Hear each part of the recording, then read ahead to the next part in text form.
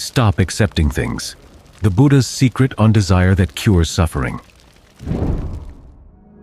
Sometimes you hear that the craving that causes suffering is the desire for things to be different.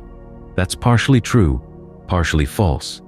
After all, the desire to get better concentration, the desire to get rid of your defilements, to abandon unskillful qualities, develop skillful ones. Those desires are all part of the path.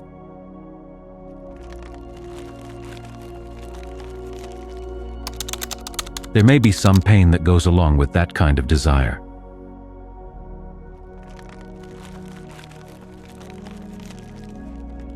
That would come under what the texts call renunciate pain, when you realize that there is a goal that can be attained, that other people have attained, but you haven't attained it yet. It's a painful thought, but it's a thought that can motivate you to practice. In fact, you can't practice without that thought. That kind of desire for things to be different should be encouraged. The kind of desire that shouldn't be encouraged is the desire for the principles of cause and effect to be different from what they are. There are cases in the world outside where you can make a change and you can make a good difference. This is why we practice generosity. This is why we practice virtue. That kind of change outside is also useful. But there are times you find yourself presented with raw materials from your past karma, and this can be anything from sights, sounds, smells, tastes, tactile sensations, to other people, situations outside that are beyond your control. And if you go butting your head against those things, it's a lot of wasted energy and a lot of unnecessary pain. A large part of discernment lies in seeing where you can make an effective change, where it's worth your efforts, and where your efforts are wasted.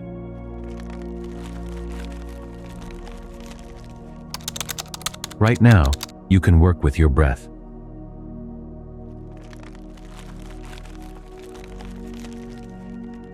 Given that you've got this body sitting here, and that you've got some skillful attitudes and some unskillful attitudes in the mind, you can work with those, and then you do your best to make them better.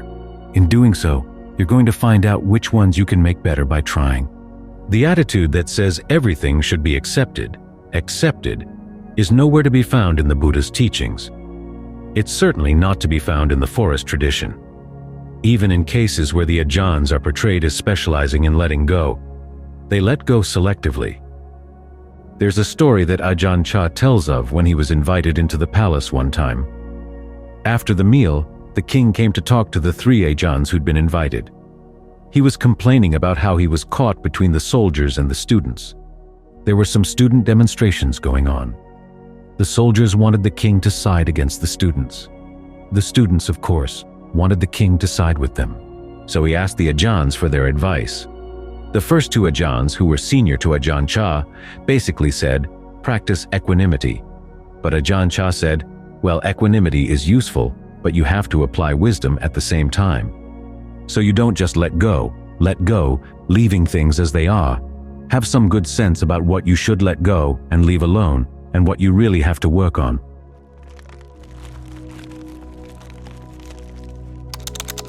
Of course, the big work is inside. That's the lesson of right view.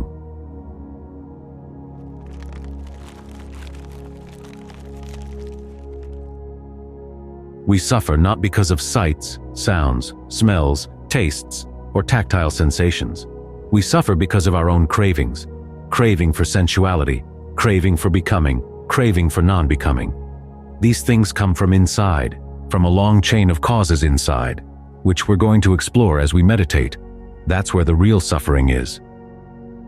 After all, Arahants can live in the world, and they can live in some pretty rough circumstances without suffering. Ajahn Mun told Ajahn Fuang once of one rain's retreat when his main diet was bananas. It got so that when he smelled his arm smelled like bananas. But the place where he stayed was good for meditating, and that's what matters. That you find a place where your practice goes well. At the very least, the surroundings are not detrimental to your practice, and that gives you the opportunity to focus inside. This is where the real victory is to be found. All too often, we want to gain victory over other people outside. But as the Buddha noted, that kind of victory always leads to karmic results that you're not going to want. If you win out over somebody else, they're going to want to get revenge. But if you win out over your defilements, They may sneak around and try to seem to get revenge from the side, but then it's just a matter of fighting them off inside. There's no bad karma involved.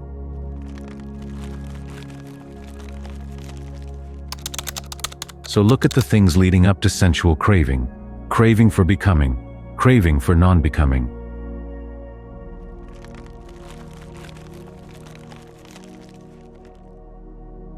Sensual craving is your fascination with thinking thoughts of how you would like sights, sounds, smells, tastes, or tactile sensations to be. This can be in any context. The context of lust, the context of hunger, the context of loneliness, wanting a particular person to come and fill that loneliness, fill that emptiness. You can fantasize about these kinds of things, but what does it do for you? It just points your desires in all the wrong directions. Then there's craving for becoming. You visualize a desired object, person, situation, thing, and then, as you think about it, it appears in a world or in the context of a world, and you could take an identity within that world in order to get what you want. Our thoughts can create these types of becoming many, many times in a day. It's also how we get reborn after we have to leave this life. You find that you can't stay here in this body, and something will appear to the mind and appeal to the mind, and all of a sudden, you find yourself there, often without having investigated the surroundings too carefully or taken a good look at what you have to become in order to find that thing. Then there's craving for non-becoming. You have a certain type of becoming, which is that identity in that world of experience, and you don't like it. You'd rather have it destroyed. This too can happen both in the course of daily life and at the moment of death, when you decide that you'd rather go for oblivion. You're tired of the pain of human life, nothing else seems attractive, and you just want to wipe things out. Yet, as the Buddha discovered, that just leads to more becoming. That's not the way out. These are the things we have to watch out for. These are the desires we have to be careful about. The way to get past them is to turn around and look at the things that lead up to them. You look at dependent co-arising and it seems daunting, all those factors, and sometimes it's hard to understand how the Buddha would have come up with that particular order of things. When you look deeper into the explanation of all the factors, you find that it's quite complex. It's not just a cycle or a line, it's got many feedback loops. The important point is that most of the important factors happen prior to sensory contact. In other words, the issue is how you prepare your mind to experience that contact through your intentions and perceptions and other mental factors. The other important point is that if you bring some knowledge to these different connections, you can turn the connections from a cause of suffering into part of the path away from suffering. So when we're practicing concentration, we're trying to get back to this level of the events in the mind, just as events in the mind, and see if we can bring some knowledge to them.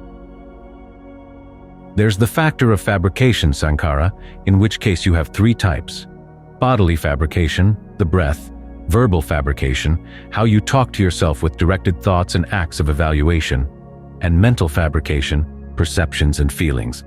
These can lead to bodily actions, verbal actions, mental actions that can have effect for a long, long time. But you want to look at them just as events right here and now. So look at your breath just as an event, right now. The way you talk to yourself, try to look at how you talk to yourself and see it in the Buddha's terms. Which part of it is the directed thought, where you choose a topic? Which part is the evaluation, when you start making comments? Just look at it at that level. Choice of topic, comments.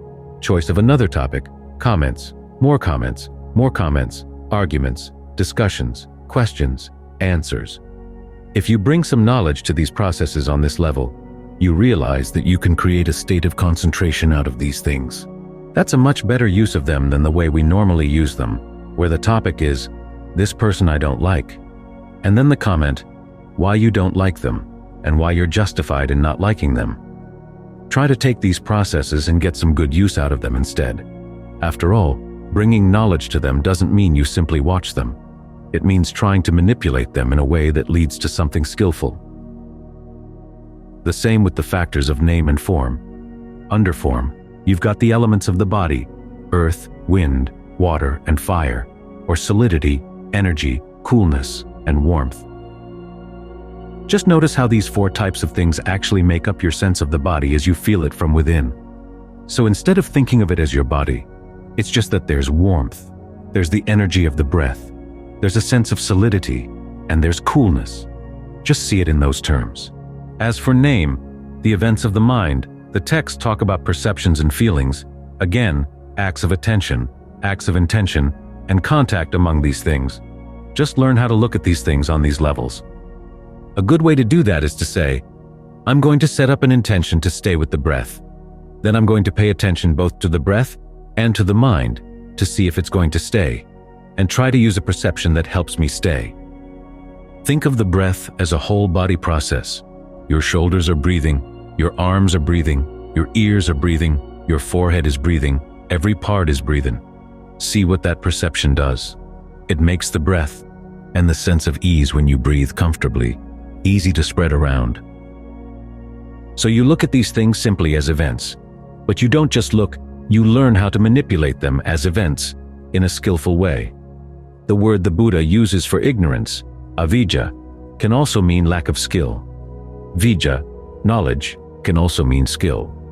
So bring some skill to these factors, and you can find that you can undercut a lot of the things that would lead to those unskillful forms of craving.